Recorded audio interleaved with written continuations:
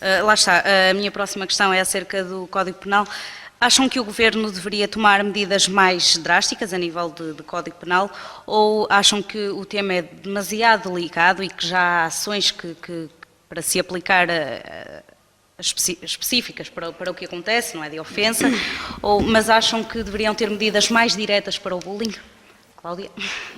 Então é assim, pegando ali ainda no que a Isabel disse, e antes de chegar a essa parte, a prevenção é essencial. Não vamos intervir neste aspecto sem o prevenirmos antes. A prevenção é muito, muito importante. Aliás, é a prevenção que tem que evitar o bullying, o ciberbullying e todas estas formas que já falamos aqui, e não a intervenção. Porque ao intervir, nós vamos alterar comportamentos. E nós, para alterar um comportamento, já estamos a combinar que o comportamento que estava a ser tido estava errado. Portanto, se nós prevenirmos a ocorrência de comportamentos errados, eles já não vão existir, portanto já não temos que prevenir, que intervir. Não concordo que a privatização dos agressores seja a medida que temos a tomar, não concordo de todo. Primeiro temos que ver que temos aqui dois tipos de patologias. A patologia de quem tem um comportamento passivo e então sofre bullying por isso, e a patologia de quem tem um comportamento agressivo e então exerce o bullying. Nós, de facto, até podemos tirar a vítima de quem praticou o ato, mas se a pessoa continuar com o comportamento passivo, a probabilidade de encontrar alguém que tenha um comportamento agressivo vai ser enorme. Apesar de nós lhe retirarmos do foco que atualmente estava a constituir o problema, ela com muita facilidade pode encontrar outro. E é o que nós não queremos. O que nós queremos é que a pessoa tenha motivos de defesa. Portanto, temos dois aspectos a serem trabalhados. Promover a autoestima, a competência, o autoconceito da pessoa que sofreu bullying e treinar uma comunicação e um comportamento assertivo e não agressivo da pessoa que o praticou. A seguir, a pergunta que efetivamente colocaste acerca das medidas que têm que ser tomadas para intervir no bullying. As medidas? Do Governo. Do Governo, exatamente. Então é assim, é uma questão tão difícil e tão difícil logo à partida de estabelecer limites. Aliás, nós começamos este debate a falar no bullying em contexto, ou mais ou menos em contexto escolar, e ainda nem a meio vamos e já falamos num contexto gigantesco de situações que podem ser denominadas de bullying. Portanto, é muito complicado para o Governo, apesar de até a Rita ter nomeado imensas medidas que já estão a ser tomadas para as coisas ficarem melhores, é muito complicado definir limites e não se conseguindo definir limites também é muito complicado para o Governo definir estratégias para as aplicar, no entanto as. E claro que o Governo, não é, tem inúmeras medidas para que efetivamente se possa prevenir determinadas situações, sabendo contudo à partida que é muito difícil a sua intervenção no sentido de liquidarmos este fenómeno completamente. Uma coisa eu também quero dizer relativamente às pessoas que efetivamente são vítimas de bullying, e é aqui que eu deixo já a minha intervenção, é que nós somos todos iguais, todos diferentes, mas acima de tudo somos todos únicos. Rita, passo a palavra acerca do Governo. Achas que é um tema demasiado delicado para que o Governo possa tomar medidas mais drásticas ou para tomar qualquer tipo de medida? O Governo e a Assembleia da República têm de tomar medidas sobre temas tão ou mais drásticos do que este, por isso não é um tema drástico demais. E neste sentido eu queria também deixar registado que a JSD Regional do Porto, Distrital do Porto, perdoem-me porque a alteração da denominação ocorreu há pouco tempo e eu por vezes ainda me confundo entre regional e distrital, realizou um Conselho Regional ainda há pouco tempo, no mês passado, em que um dos painéis era um Conselho Distrital temático, em que um dos painéis se debruçou sobre o cyberbullying e discutimos aí também a possibilidade e a necessidade que nós entendemos de se encontrar aqui um novo quadro legal para criminalizar o cyberbullying, apesar de ainda não termos aqui uma resposta final para esta necessidade, entendemos que é preciso que o nosso quadro legal seja alterado no sentido de uma maior criminalização e de dar uma maior resposta a estes problemas. Existiu já uma proposta em 2010 que caducou, o processo legislativo foi interrompido com a dissolução da Assembleia da República, e em que o anterior governo discutia, e a Assembleia da República discutiu também, a criação de um tipo legal de crime, denominado crime de violência escolar, que era decalcado, no fundo, do crime de violência doméstica, e lia-se na exposição de motivos que importava atender ao fenómeno de crescente visibilidade, e leia-se como crescente visibilidade em 2010, ainda será muito maior agora, correntemente denominado schoolbullying, e anunciava que o bem jurídico a proteger era o ambiente escolar. Este processo legislativo foi interrompido com a dissolução da Assembleia da República, e desde lá até este momento ainda não há, que eu saiba, qualquer outra iniciativa, e porque isto são casos também que são necessariamente estudados e demoram o seu tempo. Nós entendemos que devemos debruçar-nos sobre isto. Mas antes de pensarmos o que é que tem de ser feito, nós devemos traçar o quadro existente e pensarmos que respostas é que nós, neste contexto, temos para dar. E o que é que nós conseguimos fazer? Nós, a partir dos 12 anos, nós aplicamos a Lei Tutelar Educativa, que já tem uma série de respostas para comportamentos, no fundo, de bullying e comportamentos desviantes. E quando não se aplica a Lei Tutelar Educativa, aplica-se o Código Penal. E o Código Penal, desde 2007, protege de uma forma reforçada os atentados contra a vida, a integridade física e a honra das pessoas que integram a comunidade escolar. Há uma série de crimes tipificados que podem ser diretamente relacionados com o bullying.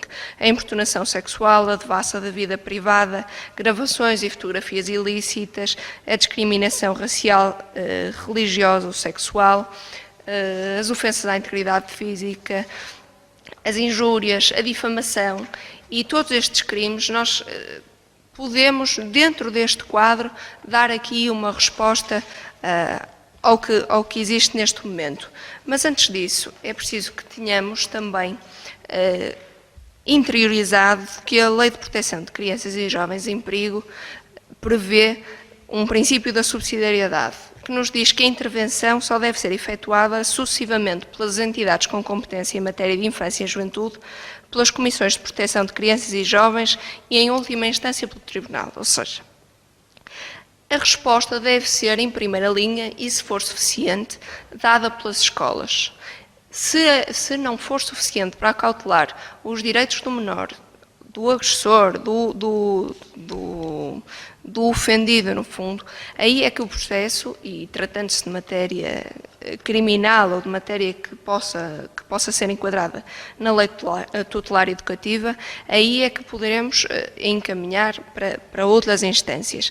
Também no Estatuto do Aluno do Ensino Básico e Secundário, no seu artigo 10º, se prevê que numa situação de perigo para a saúde, segurança e educação do aluno, designadamente por ameaça da sua integridade física ou psicológica, deve o diretor do agrupamento diligenciar por lhe pôr termo, pelos meios adequados e necessários e sempre com preservação da vida privada do aluno e da sua família, agindo de uma forma articulada com o pai ou com os pais ou quem for detentor do poder paternal.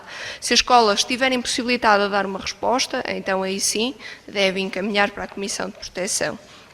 Também não nos podemos esquecer que a escola tem competência disciplinar e tem a ação disciplinar sobre os alunos, e esta ação disciplinar não tem como objetivo principal punir nem castigar as crianças, mas também uma natureza pedagógica e preventiva, porque é preciso dissuadir a comportamentos desviantes, a comportamentos reprováveis, e integrar o aluno na comunidade escolar, porque não nos podemos esquecer que, no fundo, e nós aqui temos vindo a debater o bullying mais direcionado para menores e para crianças e pessoas integradas nas comunidades escolares, e nós temos de pensar que também o agressor é uma criança, que se tem esse tipo de comportamentos, nós devemos pensar o que é que o leva a tê-los.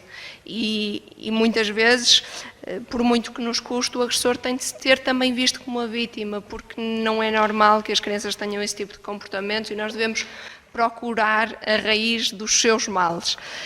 E todas estas penas e as sanções disciplinares têm de ser aplicadas em coerência com as necessidades educativas do aluno e com os seus objetivos de formação.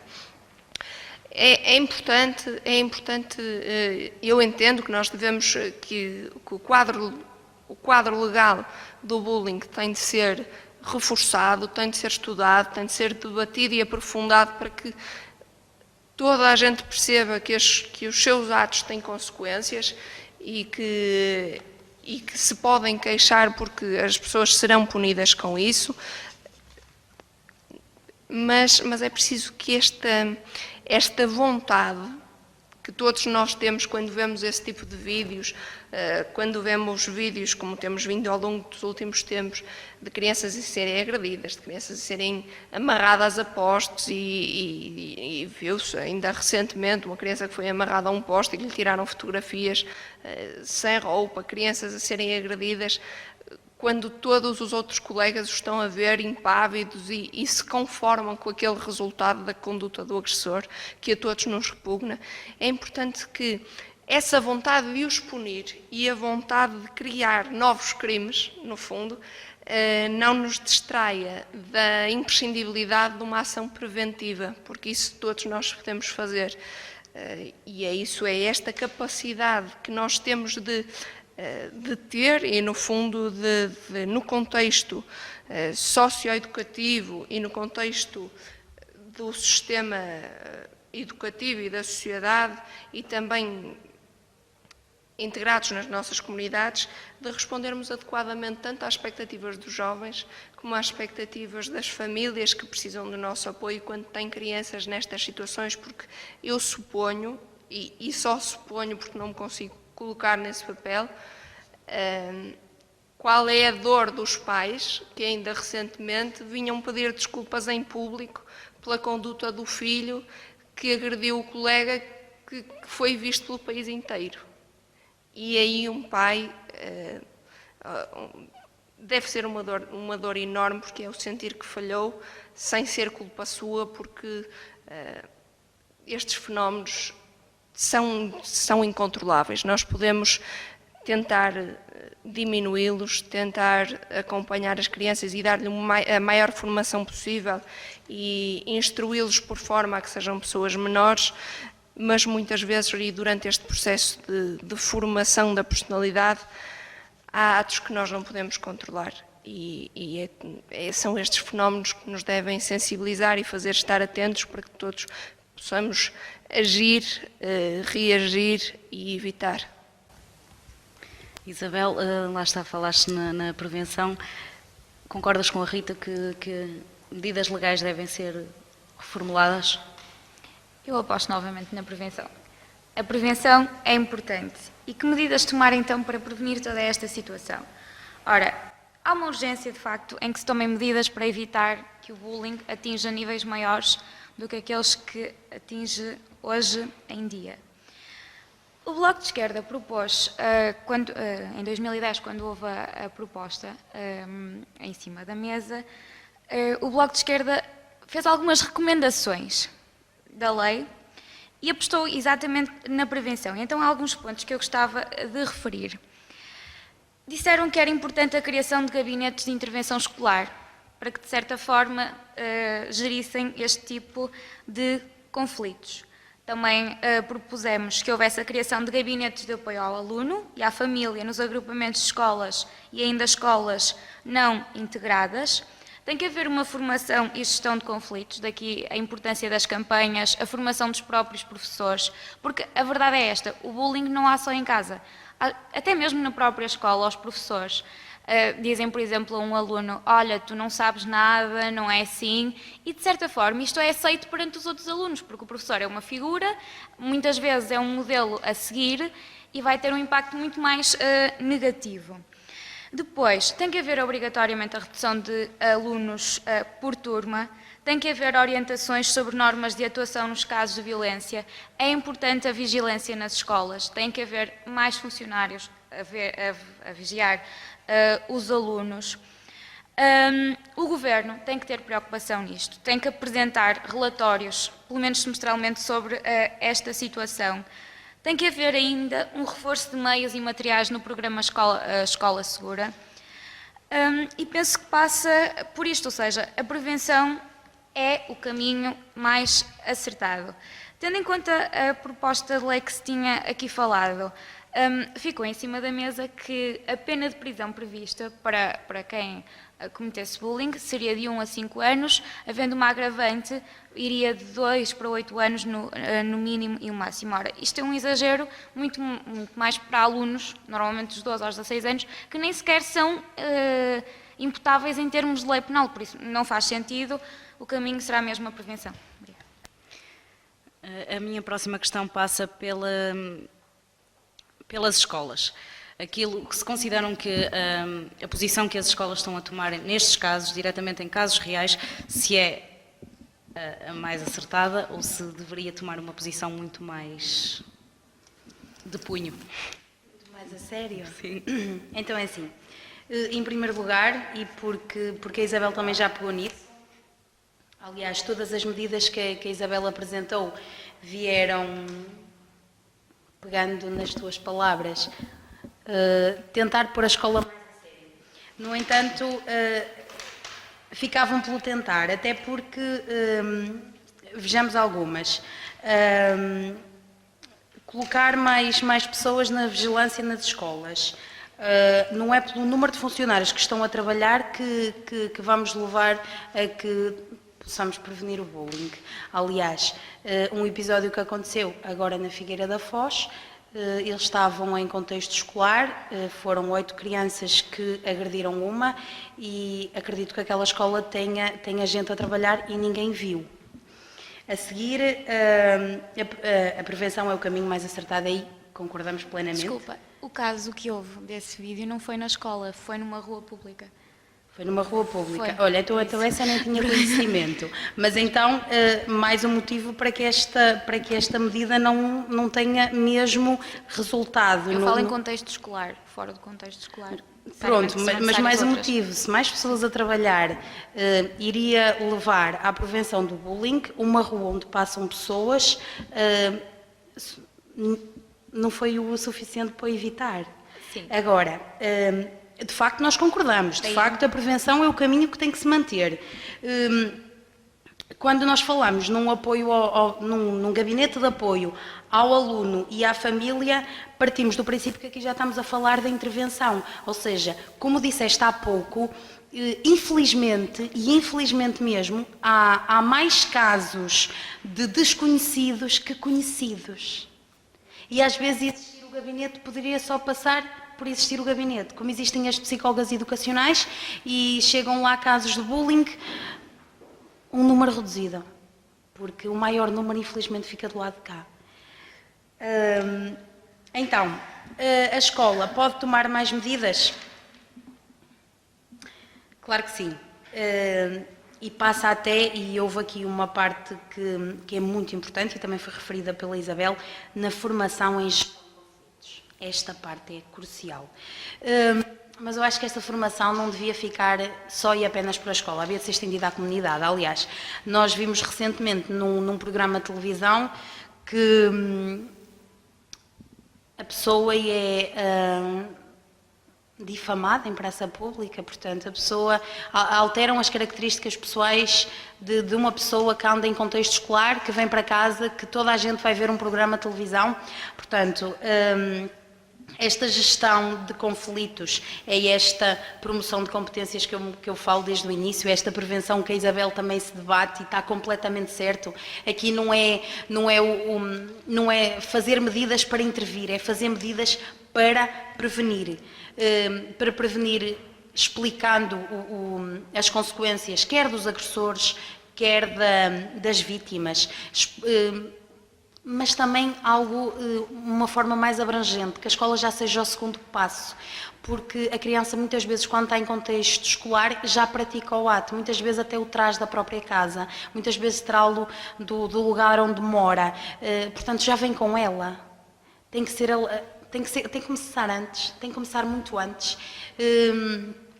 tem que começar a formação cívica que se tem em contexto escolar, tem que ter um papel mais dirigido para o civismo, efetivamente, e começar muito mais cedo, não ser só disciplina lecionada no 12º ano para cumprir plano curricular, mas sim começar lá a pegar e de forma obrigatória, com nota válida, logo ali no básico, no 5º, 6º ano. Rita, concordas com o que a Cláudia disse, que as escolas devem ser muito mais interventivas, mas que, lá está, isto parece começar tudo em casa, mas o papel das escolas é fundamental. O papel das escolas é fundamental, até porque as nossas crianças passam grande parte do seu tempo nas escolas, por isso os professores, os diretores dos agrupamentos, os psicólogos, os auxiliares, as pessoas que lidam diretamente com as crianças têm de estar sensibilizados para isto. E, antes de mais, eu acho que é importante que nós tenhamos presente quais são os objetivos do sistema educativo, porque os objetivos do nosso sistema educativo passam pela formação, mas também pela assiduidade, pelo mérito, pela disciplina, pela integração sociocultural dos alunos na comunidade educativa escolar e também pela formação cívica. E é aqui, nesta componente de formação cívica, que nós devemos integrar estas práticas negativas de bullying. A formação cívica consiste no desenvolvimento de uma cultura de cidadania capaz de fomentar valores da pessoa humana, da democracia, no exercício responsável da liberdade individual, no cumprimento dos deveres que lhe estão associados. E os deveres que lhe estão associados é o respeito pelo próximo. Cabe à escola a responsabilidade de se organizar por forma a assegurar os direitos do aluno, nomeadamente a que o aluno possa aprender e se sinta seguro e se sinta salvaguardado na escola e tenha a sua integridade física e moral salvaguardada. Por isso, a escola e, no fundo, todos os agentes que fazem parte do sistema educativo têm um papel fundamental nesta formação da personalidade e neste assegurar que os alunos têm todas as condições para se desenvolverem cabalmente. A família tem um papel essencial, a escola também e todos nós, individualmente ou em grupo. Eu queria aqui realçar que também as autarquias têm algumas responsabilidades, embora não diretamente, podem fazer também, ter aqui um papel importante. A Câmara de Amarante, através do Gabinete Sem Porquês, também dá apoio psicológico e ajudará com certeza quando as crianças se sintam diminuídas ou afetadas por casos de violência psicológica ou até violência física. Este Gabinete Sem Porquês funciona através do projeto Teia Mais, é um projeto cofinanciado e promovido pela Câmara. Eu realço que em fevereiro foi realizada uma campanha não diretamente ligada com o bullying, mas que no fundo acaba por ter também no bullying a sua raiz, que é uma campanha contra a violência no namoro, e foi uma campanha direcionada do 9º ao 12º ano, e estes alunos, os alunos das escolas do Conselho, do 9º ao 12º, foram convidados a criar um slogan contra a violência no namoro, e os prémios foram atribuídos, creio que até durante esta semana, e os alunos cujos slogans foram selecionados, tiveram como prémio participar na Universidade Júnior. Este tipo de ações faz com que eles se sintam especialmente sensibilizados, porque são obrigados a pensar e a pesquisar sobre os temas e percebem que este tipo de atitudes, seja violência no namoro, seja uma violência física ou psicológica, não com o seu namorado ou namorada, mas com os seus pares, é altamente reprovável. Para além do que a escola pode fazer e do que as autarquias e cada um de nós pode fazer, eu acho que é importante deixarmos aqui alguns conselhos. Conselhos a todos, aos pais e a estes agentes da comunidade educativa. não que eu tenha legitimidade para os dar, porque eles é que são pessoas que lidam diretamente com as crianças e que estão formados para isso, mas a Susana Carvalhosa, que a Isabel já aqui citou, deixa alguns conselhos, deixou neste seminário que ocorreu ainda há pouco tempo sobre bullying e cyberbullying. A doutora Susana Carvalhosa, investigadora do ISCTE, diz que é importante dar autonomia às crianças, porque geralmente as crianças que são vítimas de bullying têm como base famílias onde elas são super protegidas. E se as crianças ou se os adolescentes não forem habituados a tomar decisões por si e, no fundo, terem de se defender quando forem atacados, se não estiverem preparados para isso, não vão reagir. E o bully, o agressor, vendo que a outra pessoa não reage, vai atacá-lo com muito mais facilidade. É preciso também ensinar-lhes competências sociais para que as crianças saibam como é que iniciam uma conversa, como é que podem interagir num grupo, os ensinem a olhar para as pessoas enquanto falam com elas, para que depois elas sejam crianças menos tímidas, que não sejam tão envergonhadas, que não sejam, no fundo, o elo mais fraco do grupo.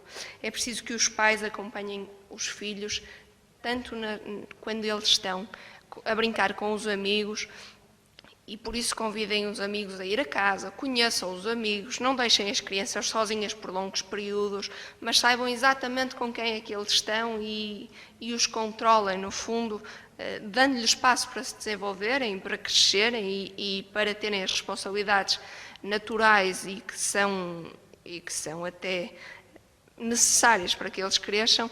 É importante que os pais controlem, saibam onde é que eles estão e o que é que estão a fazer e com quem, para que também os seus pares se sintam responsabilizados. Porque um agressor, se conhecer os pais da vítima, no fundo, quando for tratá-lo mal, e sabendo quem são os seus pais e que pode ser penalizado com isso, e que o podem vir a chamar a atenção, se calhar já ficará de pé atrás. É importante também que os pais monitorizem o tempo que os filhos passam na internet. Com quem é que eles falam? Se falam com pessoas mais velhas, que tipo de conversas têm. Não estou a dizer que os pais vão abrir as conversas do Facebook ou dos chats ou o que quer que seja que as crianças têm. Mas é importante que se converse com eles e que saibam quem são os amigos, se controle, se veja que tipo de comentários é que são deixados nos perfis deles, se são comentários próprios ou não para a idade, para que as crianças e os adolescentes saibam que alguém toma conta deles, que alguém irá reparar caso eles façam alguma coisa. É importante também que não sejam desvalorizados os sinais de desinteresse pela escola, porque uma criança que naturalmente era muito interessada e de uma hora para a outra deixa de querer ir e não dorme, e em crianças mais pequenas fazem xixi na cama porque de repente não se sentem bem, é importante que os pais estejam atentos e digam diretamente às crianças que podem contar, que não têm de ter medo, porque o problema vai ser resolvido. Atenção, isto é uma coisa que eu queria também realçar. Li um estudo em que dizia que muitas das crianças, para além de saberem, de se sentirem seguras por poderem falar com alguém mais velho, era um fator que os fazia sentirem-se mais confiantes. Essa pessoa mais velha depois explicar-lhes o que é que fez para resolver o problema deles. Passado 2 ou 3 dias dizer, olha, eu já falei com o professor X, eu já fiz isto, já percebi como é que vamos resolver, porque os alunos sentiam-se, no fundo, amparados e sentiam que a sua posição era considerada.